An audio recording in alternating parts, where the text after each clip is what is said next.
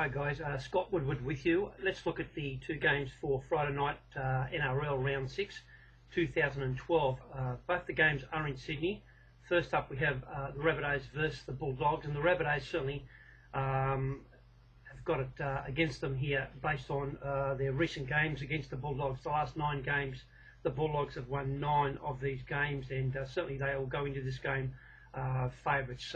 Early bookies markets are Bulldogs 170, Rabbitohs 225. I don't think they should be that far apart. I'll explain why. Let's just have a little look at the Rabbitohs game. I saw the Rabbitohs play West Tigers last Sunday, and I'll talk about West Tigers in the next game, but the Rabbitohs were just absolutely deplorable. They just didn't look to have much bite in their attack, and they absolutely struck the lottery to get home. They only got home because of a couple of shall I say, brain snaps from Benji Marshall. Did a silly kick and should have had a field goal. Would have been all over Red Rover. But look, the Rabbitohs got home, and I certainly wasn't disappointed to see that. Despite the fact I didn't see it, I actually left early. But just on the Rabbitohs team, I said it last week, I'll say it again, they are a completely different side with Greg Inglis at fullback. They have a dimension that they never had before. He's a world-class player playing in a key spine position, which is significantly different to when he plays centre. And he certainly, if the Rabbitohs are going to get home, Greg Inglis will have a great game. He has to have a great game because he's up against Ben Barber. So we have two of the most exciting fullbacks in the competition, and we have got some great fullbacks in the competition, but these are certainly two of them, and they're both completely different the way they play the game. He's certainly a gun. Isaac Luke established himself as the second best hooker forward in the world. Look, I understand he's not as good as a defender as Cameron Smith, but he's certainly just as dangerous in attack. He's just a wonderful, wonderful player. Every time he gets the ball, he looks like he's going to do something, and that's what you want from your key spine position players.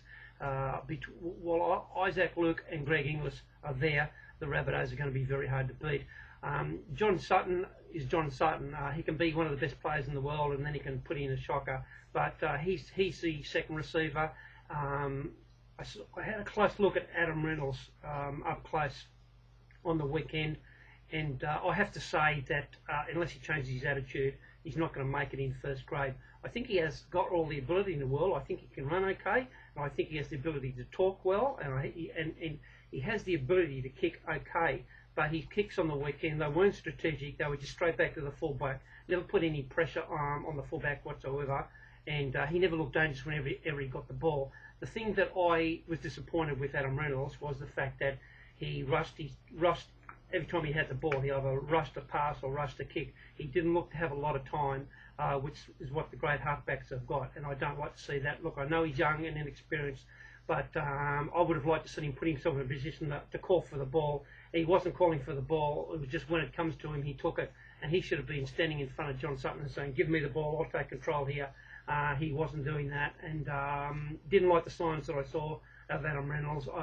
He needs to go up a notch, and go up a notch very quickly if the Rabbitohs are going to go forward in this competition, because they've got some injury worries, and they need guys like him to go up a notch. I have to say, very disappointed from what I saw in Adam Reynolds.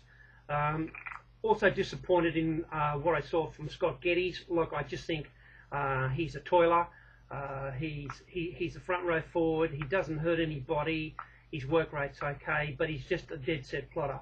I know he's come back from injuries, and it's great to see him back on the field, but he's not really what South Sydney want. If they can't come up with a better front row forward than Scott Geddes, I don't think that's a good sign for them. The class prop that they've got, Roy Asotasi, he was just very, very lazy in his hit-ups. He was going dead set, 80% of pace, hitting the ball up. He wasn't going flat out, and when South really needed the props to go up and break the line, Roy Asotasi, he wasn't doing it, and he was running sideways. And now he's a guy that's got the ability that can make a difference, and they're not getting the best out of Roy Asotasi. He's another guy that needs to go up a notch, especially now that they've lost their pommy forward. Michael Crocker, look, wonderful club player, very enthusiastic, tough man, a great talker, players like playing with him, but I have to say, he looks gone to me. I think he should retire. play at the end of this season, maybe come off the bench, but he's not going well enough to be a starting lock forward. There's no way known. He's not the world's best defender. He's got awful hands, and he gives dumb penalties away all the time. And he's not dangerous in attack. I just couldn't have him in my team, Michael Crocker. So, look, I think the Rabbitohs have got a few challenges there. The good thing they've got going for them is they've got Greg Inglis and Isaac Lurk, and if they can combine with John Sutton and Adam Reynolds, I think they'll go a long way to winning this game. I'm really liking what I'm seeing of Andrew Ellingham. When Merritt does come back, he just has to stay in first grade. He's just a dead-set first grader and has to be there. The guy who needs to go is Sean Corrigan. I think he's a massive liability in the centres. Probably bombed 2 tries last weekend, but he just doesn't look the part. Looks completely out of touch to me, Sean Corrigan. From the Bulldog side, look, they've done very well so far, but I have to say they've had a good draw and they've had a little bit of luck in some of their wins. They should have gone into half-time against the struggling Titans 16-0 last weekend, and they end up leading at half-time, mainly because of the Titans and some brilliant work by Ben Barber. But I have to say, to potentially be behind 16-0 against the Titans is not good form. I know they went on and won the game, but I saw some holes in the Bulldogs team, and I certainly couldn't be going into the short odds that they've got.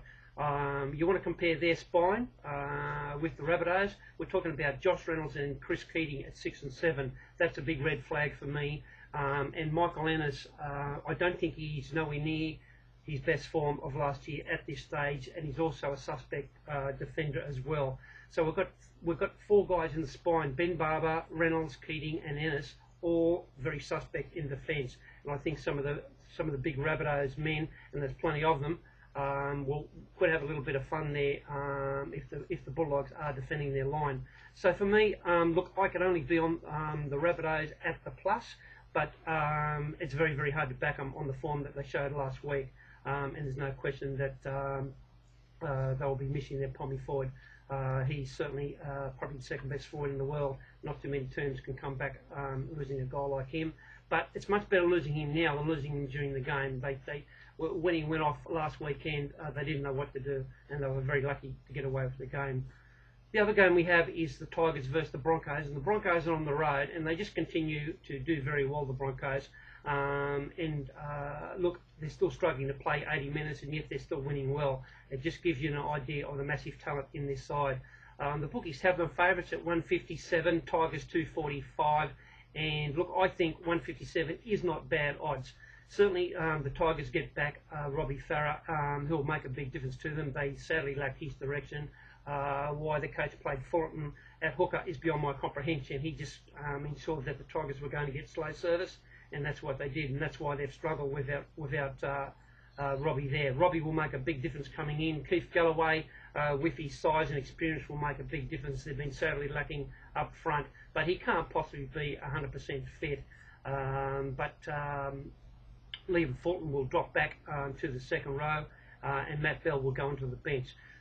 Look, I have a concern with the West Tigers, the errors they make, the defence errors that they make. Joel Reddy, playing in the centre, doesn't do much for me. I think he's a borderline first grader. Lottie Takiri looks slower than ever. He plays more like a forward now than a winger, but he's such a class player, he can probably get away with that. But I'll be very surprised if the Broncos don't do the little kick behind him, so he has to turn around, and he is a Queen Mary, as we know. So I think there's some opportunities on that side, that Joel Reddy, Lottie Takiri side. Off the bench, Matt Grote, I know he's only young, but I just don't think he's ready for first grade yet. And I noticed the coach has moved him back to the bench. I think he should be going back and playing in state league and get a little bit of experience. Unlike his younger partner, Aaron Wood, he looks fantastic, where Matt Grote is really, really struggling as far as I'm concerned. I think West Tigers, they really should be winless so far in this competition. They've only won one game, and that was in round 1, and they only won that game because the referee made a wrong decision against the Cronulla Sharks. Otherwise, the West Tigers wouldn't be winning a game at all year. That is awful form, and even if they had won last weekend, I walked away saying they were just absolutely deplorable. They just didn't look dangerous at any stage. As it turns out, the guy that actually cost them the game was by far and away their best player on the field. Benji Marshall was the only guy on the field for West that looked dangerous at any stage, and obviously everything stemmed from Benji Marshall. Sadly, he stuffed up at the end and cost them the game. But he's going to come back with Robbie Farah, so we have two world-class players who will give them direction, and they sadly need direction. But what they're lacking is go forward, and they're lacking defence. And the Broncos make more line breaks than any other team in the competition, and they will certainly just exploit that defence. They've got great forwards, and they've got a great bench. I've been critical of Corey Norman and Andrew McCullough, but they both had wonderful games last week, and they need to sustain that form. They need to keep that up. Look, I always thought Corey Norman can run the ball. I've never had a problem with that. My concern is similar to Adam Reynolds. He rushes what he does with the ball, and he doesn't seem to have time with the ball. And he doesn't play the true 5'8" game. He's more of a runner. Puts an enormous amount of pressure on Peter Wallace, and I'm not quite sure what's going to happen in the big games with him there at 6. And Andrew McCullough did some good things, but I just think he's a good club player, and I think you probably need more than that in a key spine position like the 9. It's so important in rugby league in 2012. The concern that I have for the Broncos, the good thing is that they've been going terrific and they've been making so many errors. Last week in the second half, they only made 472 metres. Now, most teams make about 1,300, 1,400 metres during a game. The Broncos only made 472 metres in the last 40 minutes of last week, and they only had 42% of the ball. And they had 42% of the ball because of their errors and because of some dumb things that they did. They had a big lead and they slackened off. Look, they're only young and they haven't got Darren Lockyer to lead them now, and they just can't afford to keep on doing that when they play the big games. I think you'll find that they may change that around a little bit. They're really lacking the experience and the defence and the intelligence of a Corey Parker and the strong male that he will turn up and play in this game, even though he hasn't been named. I certainly would be putting him straight in the side. They need his experience there. But look, it's a wonderful side. As I've said many times, I think the Broncos are one team that can go on and win the competition. And all going well, if you take any notice of form, if we take any notice of lists, the Broncos have to win this game. Just a quick look at the stats. The last 10 games head-to-head, the Broncos have won 7 games, West have won 3. I know they're playing at Sydney Football Stadium, Allianz, but the stats there, 1-1, West Tigers 1, Broncos 1. Everything points to the Broncos winning. For that not to be the case, it's going to be up once again to Benji Marshall and Robbie Farah. But I think the Brisbane boys will be getting home.